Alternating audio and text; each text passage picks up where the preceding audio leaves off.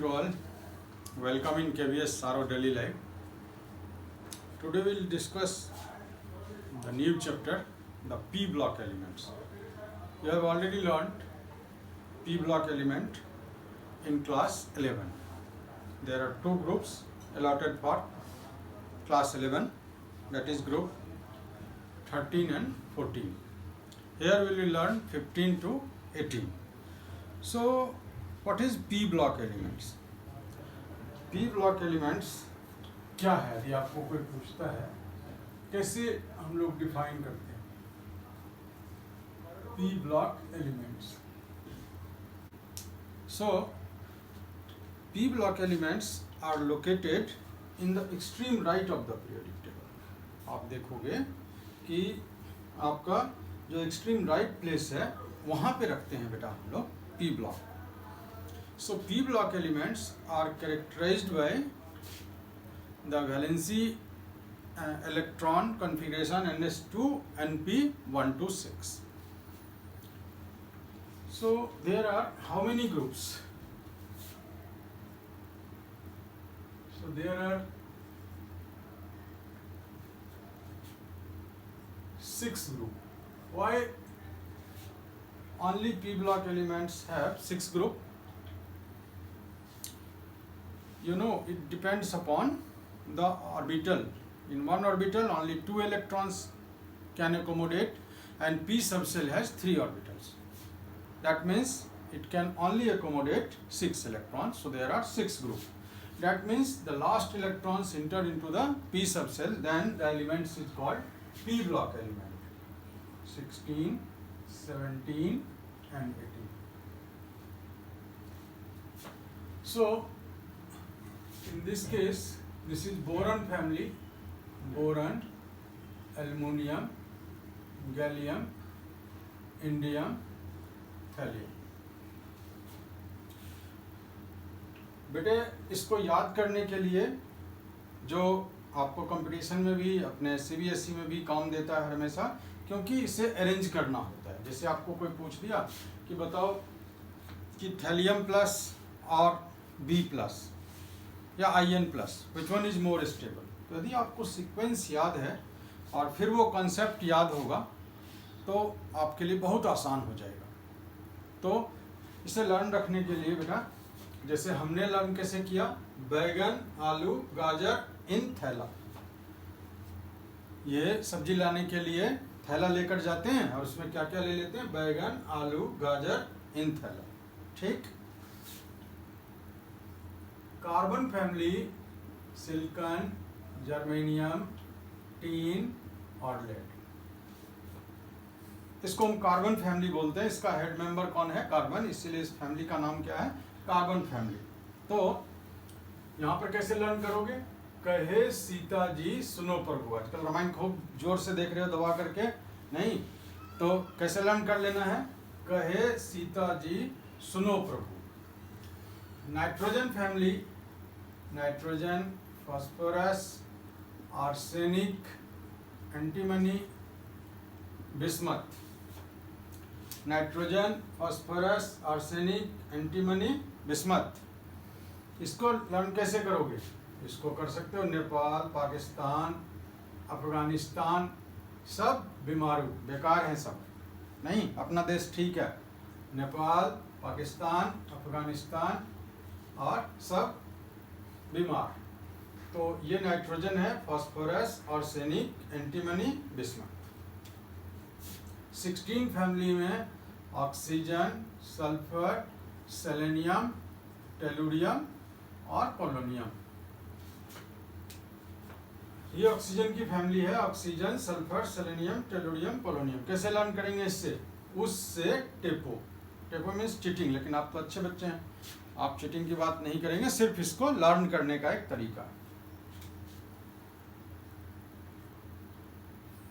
FCl fluorine, chlorine, bromine, iodine, स्टेटाइन.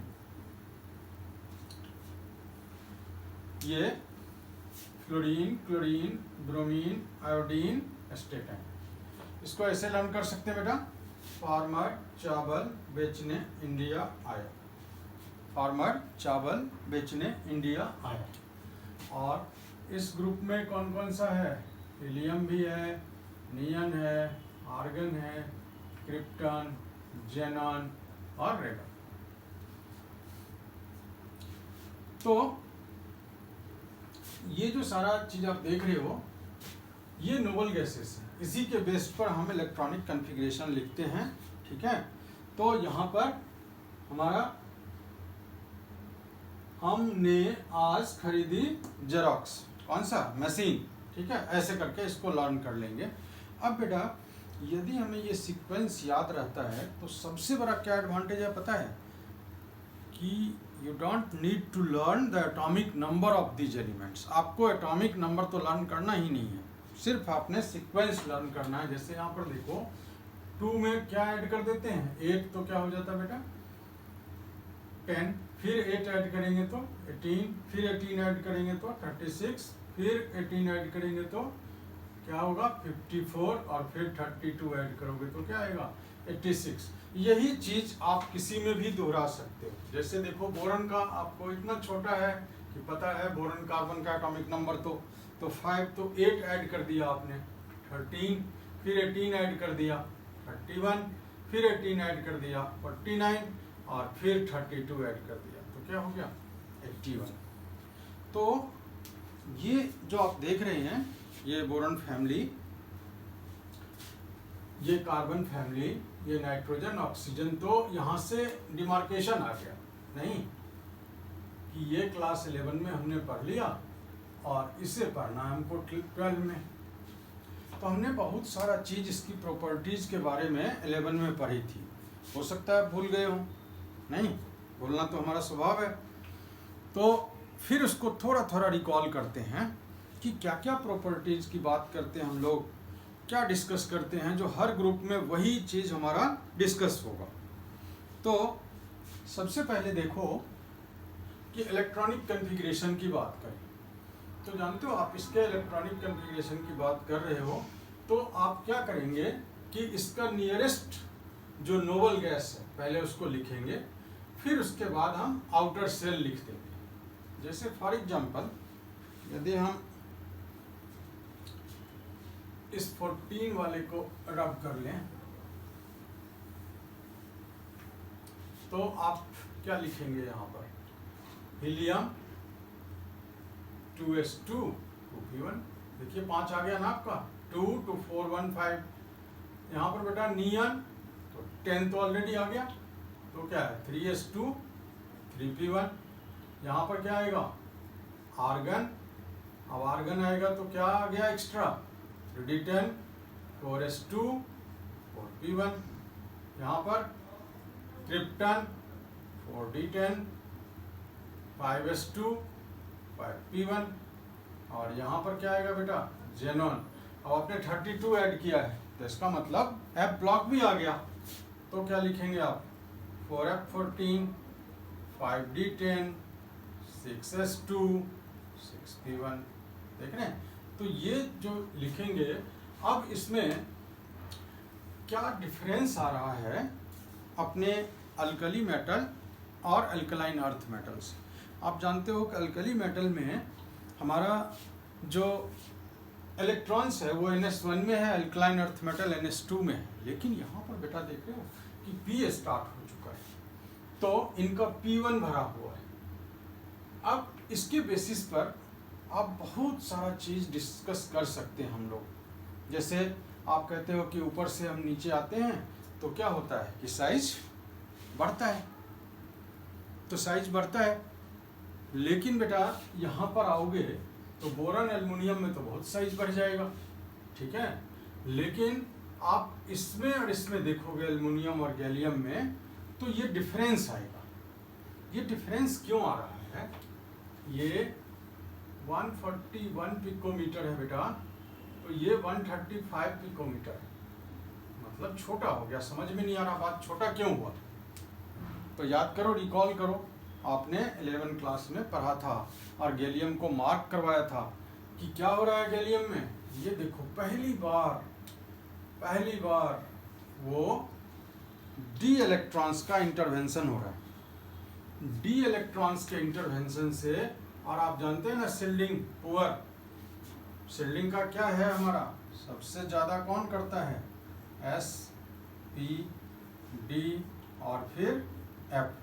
तो इनकी और इनकी शील्डिंग क्या है, बहुत पुअर शील्डिंग है बेटा।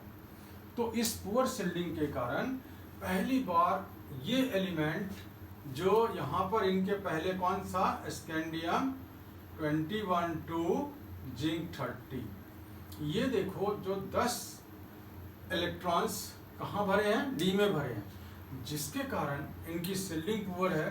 तो इफेक्टिव न्यूक्लियर चार्ज ज़्यादा हो गया and electrons clouds are more closer towards nucleus.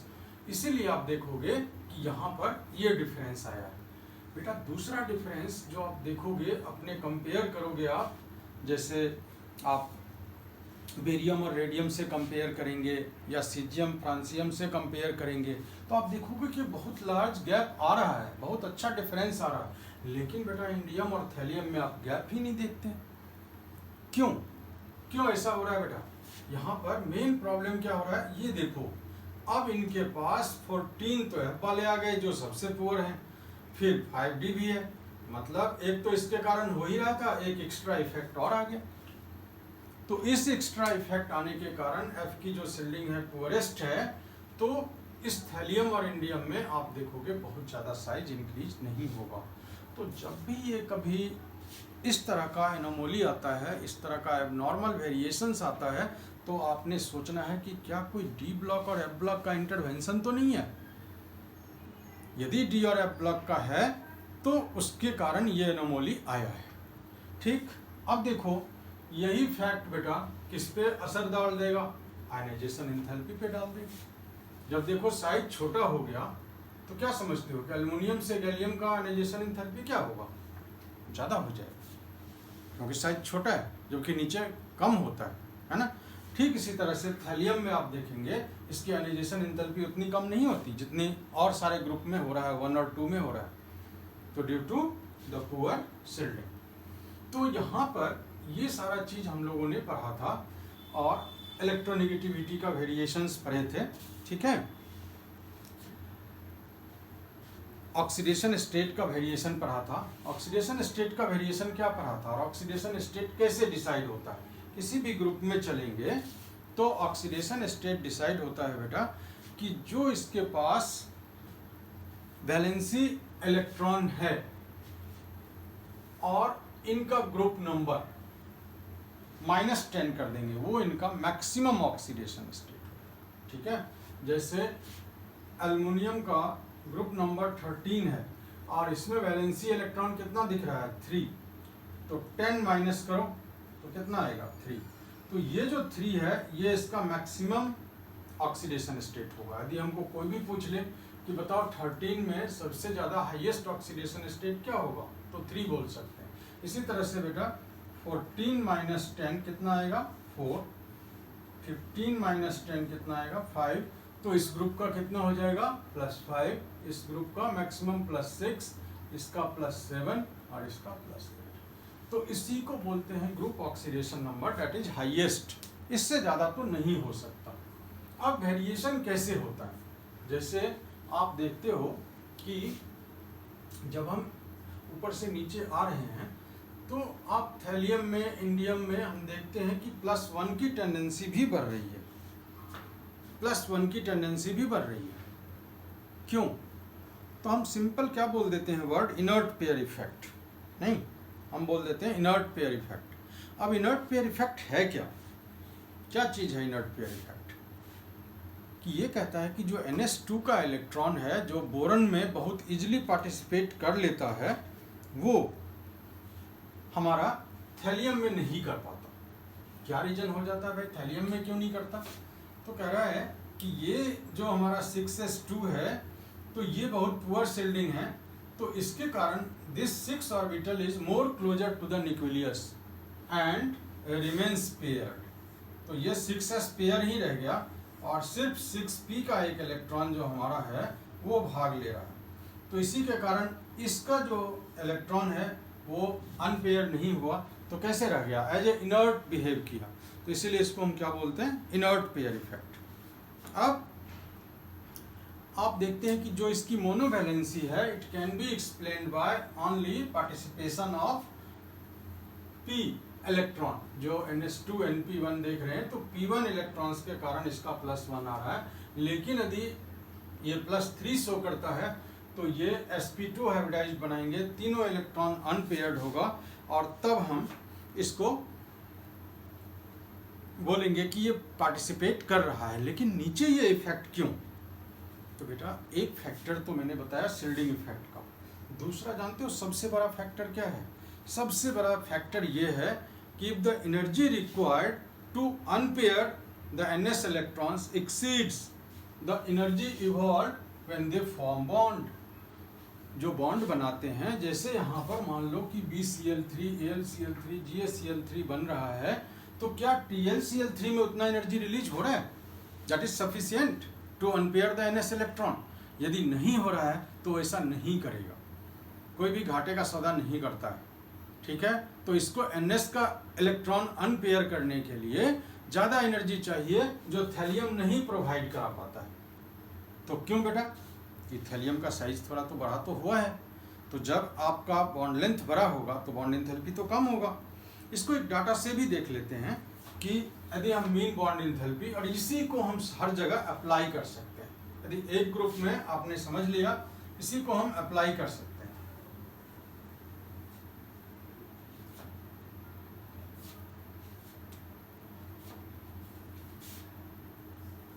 GaCl3 InCl3 और TlCl3, इसका जो बॉन्ड एंथैल्पी होता है GaCl3 का, ये होता है 242 किलो जूल पर मोल, 206 किलो जूल पर मोल, and this is only 153 kilo joule पर मोल। So this is very lower value which is not sufficient to unpair the NS electron। तो एक तो आपके दिमाग में चल ही रहा था कि इनर्ट पेयर इफेक्ट किसके कारण होता है?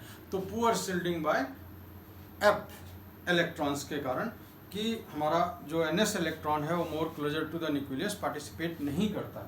दूसरा हमने सीखा कि जैसे आप देखते हो कि ये बोरॉन एटम है और एक क्लोरीन इसके पास अप्रोच कर रहा है, तो जो पहला BCl बॉन्ड बन रहा है उससे क्या हो रहा है कि ये 2s का इलेक्ट्रॉन भी अनपेयर्ड हो जा रहा है। जब इसके बॉन्डिंग में भाग लेते हैं तो ये एक्साइट होकर के कुछ इस तरह का हमारा हाइब्रिड ऑर्बिटल बना देता है sp2, और ये p ऑर्बिटल वैकेंट बच गया। यही काम यहाँ पर नहीं हो पाता है। क्यों? क्योंकि इतना सफिशिएंट अमाउंट ऑफ एनर्जी नहीं रिलीज हुआ, इसलिए। ठीक है, तो ये इनर्ट पेयर इफेक्ट इसीलिए हम बोलते हैं इंक्रीजेज डाउन द ग्रुप। अब कभी भी तुमको एक छोटा सा ट्रिक समझ लो, बता देता हूँ, कभी नहीं भूलना है आपको कि जो लोअर एलिमेंट्स है उसका लोअर ऑक्सीडेशन स्टेट ज़्यादा स्टेबल होता है। जैसे यदि हमको कोई पूछे कि NP और Bi, बिस्मथ का BiCl5 स्टेबल है कि PCl5 स्टेबल है, तो बिस्मथ कहाँ है? लोअर, तो हम कहेंगे यहाँ पर +3, क्योंकि कितने से कम होगा?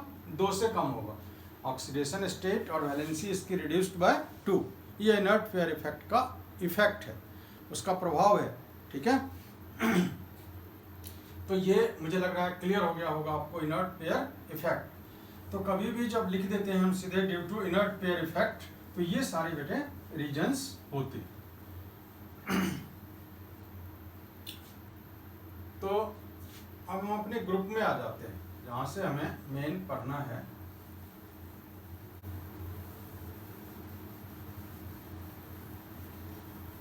हम आ गए अपने 12। अब इसका आप इलेक्ट्रॉनिक कॉन्फ़िगरेशन करोगे और फिर हम दूसरा चीज इसको कंपेयर करेंगे। तो सबसे पहले आज हम लोग पढ़ते हैं और जानते हैं इसमें ये एक 17 मेंबर एक ऐसा फैमिली है जिसमें तीनों स्टेट एग्जिस्ट कर रहा है। मतलब फ्लोरीन भी क्लोरीन गैस में है, ब्रोमीन लिक्विड में है, आयोडीन सॉलिड में है, स्टेटाइन सॉलिड में है। तो जब भी आ जाए कि name a group in which all the physical state solid liquid gases elements are present. तो ग्रुप 17 है ना। और स्टेटाइन थोड़ा रेडियो एक्टिव भी होता है। तो यदि इसका इलेक्ट्रॉनिक कन्फिग्रेशन लिखा जाए तो ये 7, ये 15, 33, 51, 53। ये क्या आ गया? Helium 2s2 2p3। ये neon 3s2 3p3। Argon 3d10 4s2 4p3। Krypton 4d10 5s2 5p3। जेनन 4f14 5d10 6s2 6p3। तो इसका आप देख रहे हैं कि ns2 np3 ये हाफ फील्ड है, तो इसके कारण बहुत सारा प्रॉपर्टीज फिर इसके ऊपर डिफर करेगा। अब देखो, पहला मेंबर्स जो भी होता है बेटा, वो एक एनोमोलस बिहेवियर शो करता है। एनोमोलस क्यों शो करता है, क्या क्या रीजन होता है? तो पहला रीजन होता है स्मॉल साइज। स्मॉल साइज के कारण क्या होता है कि जैसे आप देखते हो कि इसकी इलेक्ट्रोनेगेटिविटी ज्यादा होती है,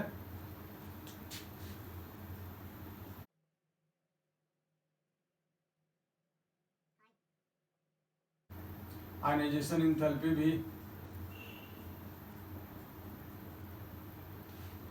इसके पास क्या नहीं है, एब्सेंस ऑफ डी ऑर्बिटल। क्योंकि आप जानते हैं 2d orbital is not possible. यहाँ पर हम 2d नहीं लिख सकते क्योंकि n की वैल्यू 2 और l की वैल्यू 2 हो जाएगी। तो ये सारे बिहेवियर जो हमारे हैं वो कैसा है? एनोमोलस बिहेवियर है। तो एनोमोलस बिहेवियर का मतलब है कि अपने मेंबर से डिफर करेगा। जैसे कोई आपको पूछ लिया कि nitrogen is a gas but phosphorus is a solid, तो क्या जवाब होगा? आपका पहला जवाब होगा कि नाइट्रोजन रूम टेम्परेचर पर कैसे रहता है, N2। फास्फोरस कैसे रहता है, P4। इसका मतलब कि नाइट्रोजन स्मॉल साइज के कारण p-p बॉन्ड बनाने में सक्षम है, लेकिन यहां पर p-p बॉन्ड नहीं बन पाता है। क्यों? Due to small size. तो इसकी एटॉमिसिटी 2 है और इसका एटॉमिसिटी 4 हो गया। तो आप देखो कि यदि इसके 4 हैं तो इसमें वैन-डेर-वाल्स फोर्स ऑफ अट्रैक्शन क्या होगा? ज़्यादा होगा। तो ये रूम टेम्परेचर पर इनका जो है बॉइलिंग पॉइंट ज़्यादा हो गया, तो सॉलिड स्टेट में आ गए। ठीक है, आप जानते हैं ना, magnitude of intermolecular force of attraction he boiling point depend करता है, तो उसी पर स्टेट डिपेंड कर रहा है। तो N2 और P4। यहाँ पर यदि दूसरा बदल के क्वेश्चन आपको पूछ लिया कि nitrogen is diatomic whereas phosphorus is tetraatomic और arsenic is tetraatomic, why? तो यही रीजन है कि जब हम p ऑर्बिटल्स हमारा साइज बेटा छोटा होगा और ये पास होंगे, तो जो इनके ऊपर परपेंडिकुलर ऑर्बिटल है ये आपस में ओवरलैप कर सकते हैं, और ये p ऑर्बिटल और ये p ऑर्बिटल, और साइड वाइज ओवरलैप को क्या बोलते हो? पाई बॉन्ड नहीं, तो इसीलिए इसको क्या बोलेंगे? p-p bond. तो ये सारा चीज आपके किसके कारण आ रहा है? यदि हम इस पर आए कि हाई इलेक्ट्रोनेगेटिविटी, तो देखो कि जब हाई इलेक्ट्रोनेगेटिविटी का कारण क्या है कि जब NH3 और PH3 दोनों में डिफरेंस क्या हो जाता है, फिर देखो कि यहाँ पर क्या होगा? हाइड्रोजन बॉन्ड हो जाएगा स्मॉल साइज के कारण, इसकी हाई इलेक्ट्रोनेगेटिव, और PH3 में हाइड्रोजन बॉन्ड नहीं होगा। तो इस तरह से ये आपको हाई इलेक्ट्रोनेगेटिविटी के बारे में बता रहा है। और एब्सेंस ऑफ डी ऑर्बिटल, जैसे कोई क्वेश्चन हमसे पूछा कि नाइट्रोजन NCl5 नहीं बना,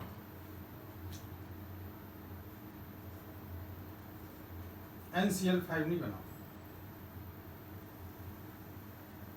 अच्छा, कहीं कंफ्यूजन ना हो जाए आपको, N2O5 तो बनाता है, इसका +5 ऑक्सीडेशन स्टेट भी होता है।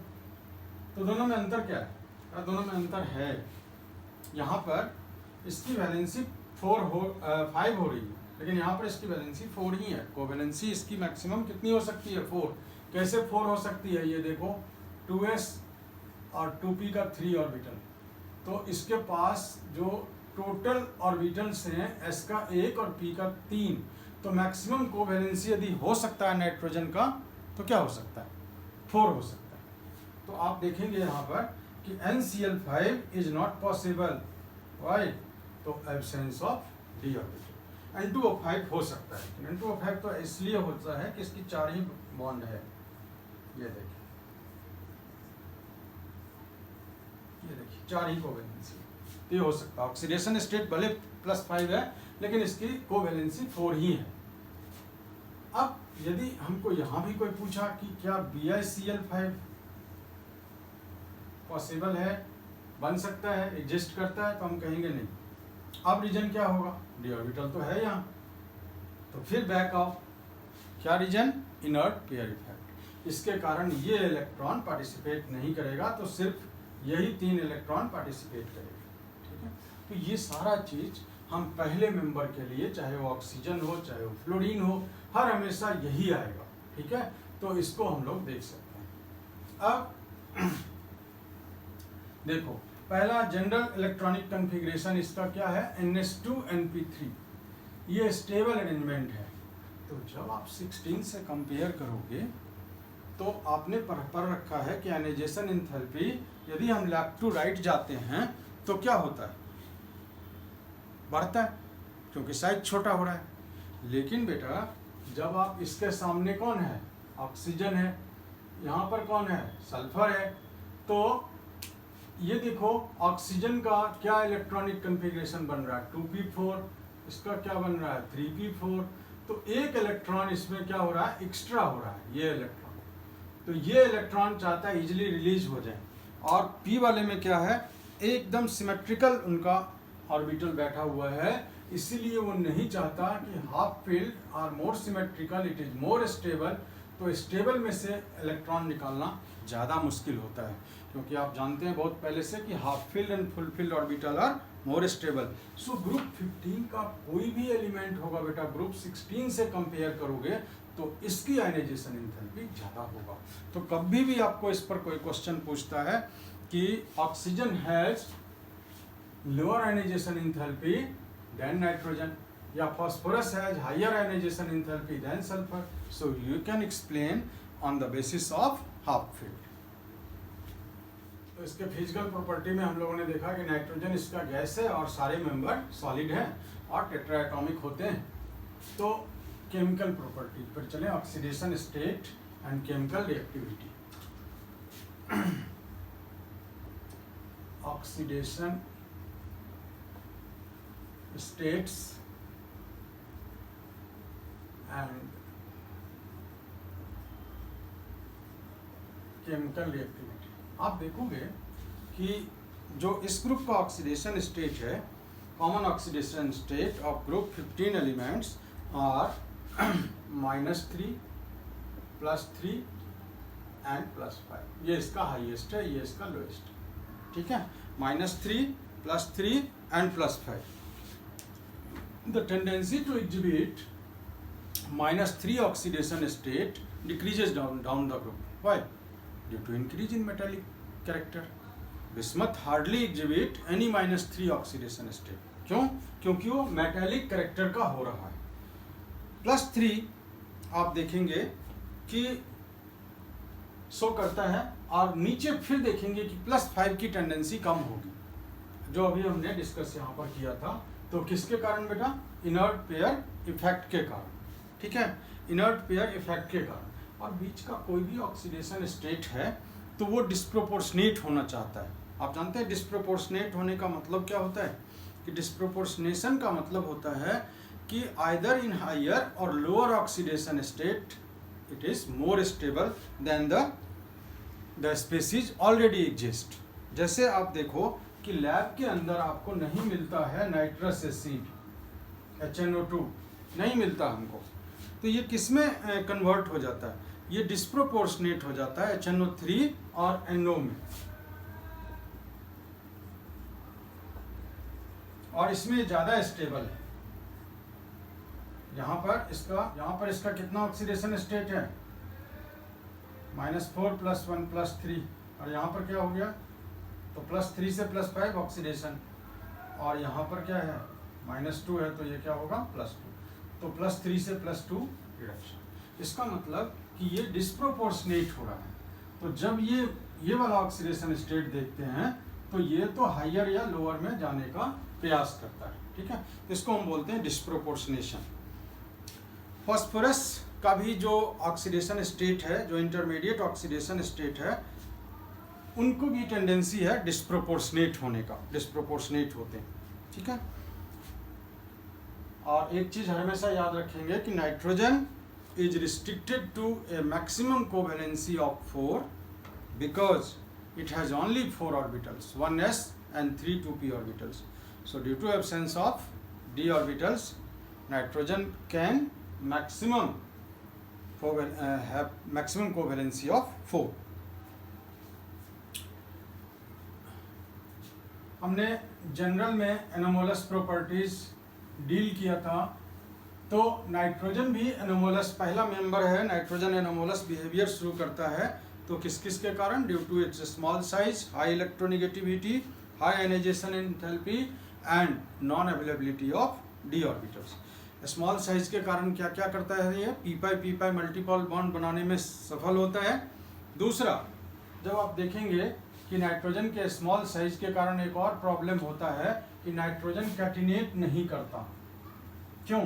Because NN single bond is weaker then PP single bond and AS single bond. क्या रीजन हो रहा है, ये देखो, स्मॉल साइज के ऊपर लॉन पेयर्स ज़्यादा हैं तो it suffers more inter electronic repulsion, और NN सिंगल बॉन्ड जब वीकर होगा तो एक लंबा चेन नहीं बना सकता। जब भी बेटा आपको कोई कैटिनेशन पर सवाल पूछे तो आप हमेशा सिंगल बॉन्ड इंथैल्पी याद रखेंगे कि यदि उसकी सिंगल बॉन्ड इंथैल्पी स्ट्रॉन्गर है, जैसे कार्बन इतना कैटिनेट क्यों करता है, तो CC single bond 347 kilo joule पर मोल होता है, सोचो। तो इसलिए C60 C70 या कोई भी तुम ब्रांच या साइक्लिक कंपाउंड्स जो उसका देखते हो वो उसके बॉन्ड इंथैल्पी के कारण देखते हो। तो यहाँ पर जो नाइट्रोजन की कैटिनेशन की टेंडेंसी है वो कम है, तो ये कैटिनेट नहीं कर पाते हैं, मतलब अपना लंबा चेन नहीं बना पाता नाइट्रोजन, जैसे फास्फोरस बनाता है और सैनिक बनाता है, ठीक है। और जब भी कभी तुमको कोई रिएक्टिविटी पर क्वेश्चन पूछता है कि nitrogen is inert at room temperature but phosphorus is reactive, क्या रीजन? तो बेटा जिस फॉर्म में एग्जिस्ट करता है उसको तोड़ने के लिए, मतलब उसका बॉन्ड इंथैल्पी इतना ज़्यादा हाई है। जैसे कोई तुमको बोला फ्लोरीन इज रिएक्टिव, तो फ्लोरीन क्यों नहीं रिएक्टिव होगा? मात्र 158 किलो जूल पर मोल उसकी बॉन्ड इंथैल्पी है। और नाइट्रोजन इनर्ट क्यों नहीं होगा? 941 किलो जूल पर mole due to the presence of triple bond. Nitrogen बेटा पी बॉन्ड बनाता है नहीं, तो इसमें एक सिग्मा और 2 पाई बॉन्ड है, इसके कारण इसकी बॉन्ड इंथैल्पी 941 किलो जूल पर मोल होता है। तो क्या रूम टेम्परेचर पर इतना एनर्जी ला सकते हो, तोड़ सकते हो नाइट्रोजन को? इसीलिए तो नाइट्रोजन ऑक्सीजन से रिएक्ट नहीं करता है, और हम लोग आराम से ऑक्सीजन सांस में लेते हैं, या जहाँ भी ऑक्सीजन का काम होता है वो सेपरेट मिक्सचर के फॉर्म में हम नहीं यूज करते नाइट्रोजन, ठीक है। तो ये रिएक्ट कर जाएगा तो NO2 तो यहीं रूम में ही बन जाएगा, नहीं पॉल्यूशन तो बहुत हो जाएगा। तो बेटा ये रीजन है कि नाइट्रोजन नहीं, लेकिन फास्फोरस रिएक्टिव होता है। तो P4 जो बना के रहता है टेट्राहेड्रल मॉलिक्यूल, उसके कारण उसमें एंगुलर स्ट्रेन होता है और वो जल्दी टूट जाता है। तो जब भी कोई रिएक्टिविटी का क्वेश्चन की बात करे बेटा, तो उसकी बॉन्ड इंथैल्पी से कंपेयर करना है कि nitrogen is least reactive, nitrogen is inert, तो due to high bond association, फिर आपका जवाब कभी गलत नहीं होगा। यहाँ पर जैसे मैंने एक क्वेश्चन तुमसे पूछा कि R3P double bond O exist but R3N double bond O does not, तो कहोगे सर इसमें तो 5 वैलेंसी की बात हो रही है, 5 कहाँ से बनाएगा नाइट्रोजन सर इसके पास, तो डी ऑर्बिटल ही नहीं है। नहीं, तो सीधा सा जवाब आप दे सकते हो कि नाइट्रोजन यहाँ पर नहीं बना सकता। क्या इसके साथ जो हमारा 5 वैलेंसी है, क्योंकि 3 तो एल्काइल के साथ बना चुका है और 2 ऑक्सीजन के साथ नहीं बनाएगा, लेकिन फास्फोरस बना सकता है।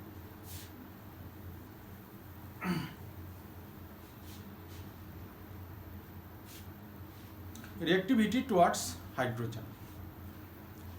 All the elements of group 15 forms their respective hydride of formula MH3 type. किस टाइप का?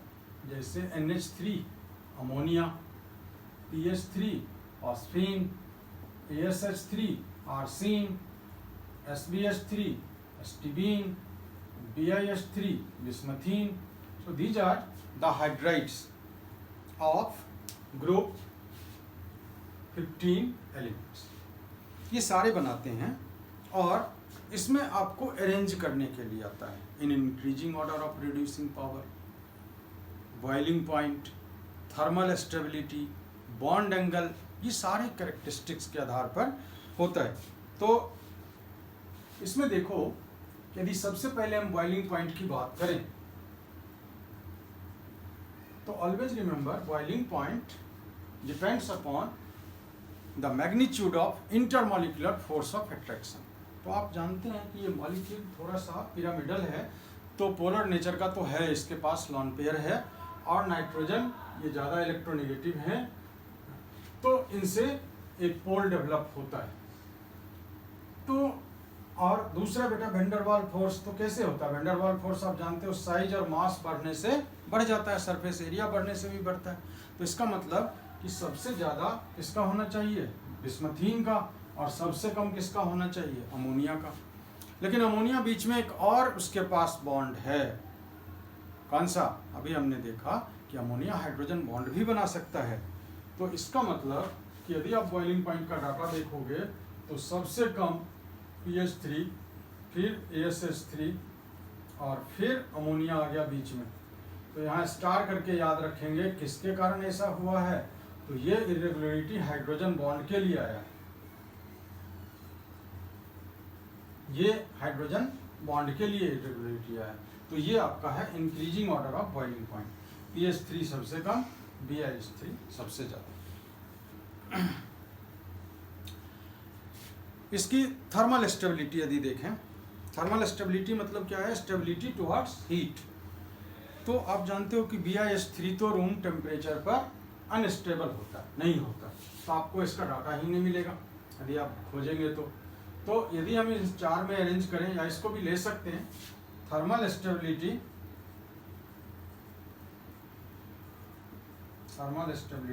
तो सबसे कम कौन बेटा?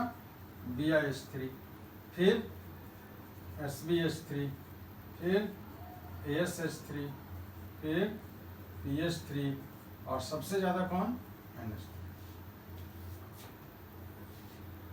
तो क्या रीजन दोगे? वही कि Bi और H के बीच बॉन्ड लेंथ काफ़ी बड़ा होगा तो बॉन्ड एंथैल्पी कम होगा, तो ये जल्दी टूट जाएगा नहीं. और NH3 में क्या होगा हमारा कि यहाँ पर स्मॉलर बॉन्ड लेंथ है, तो हाइयर बॉन्ड एंथैल्पी है, तो ये ज़्यादा थर्मली स्टेबल है. ठीक है, यदि हमको कोई रिड्यूसिंग पावर बोलता है, कौन रिड्यूस कर सकता है? जो इजीली हाइड्रोजन लॉस कर सकता है, दूसरे में हाइड्रोजन अपना ऐड कर सकता है, तो कौन ऐसा कर सकता है? यही तो कर सकता है. तो रिड्यूसिंग पावर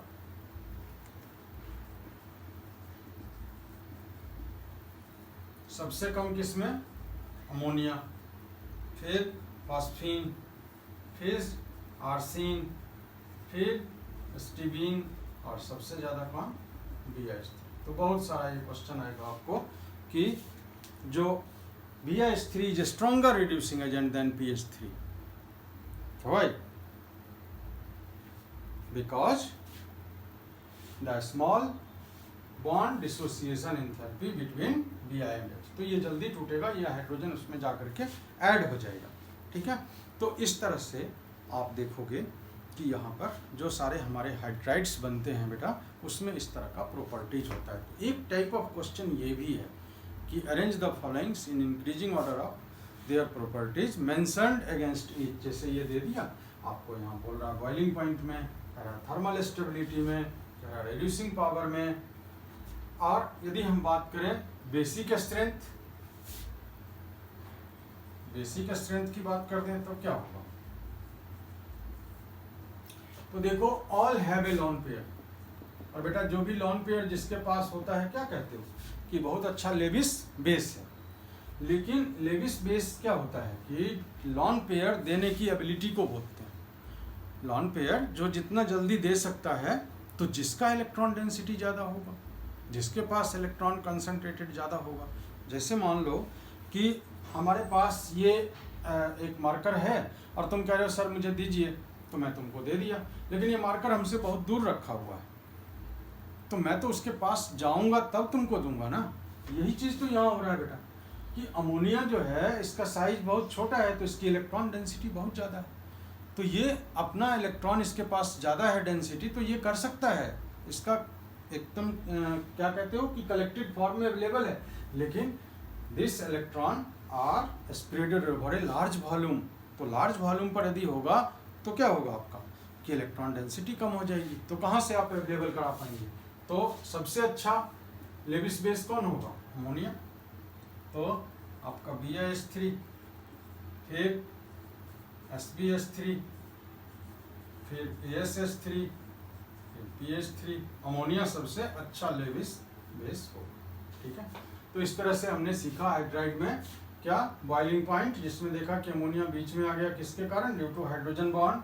थर्मल स्टेबिलिटी हमने सीखा, bond enthalpy between M and H, तो बॉन्ड एंथैल्पी इसका कम था, तो ये थर्मली लिस्ट स्टेबल, ये थर्मली ज़्यादा है।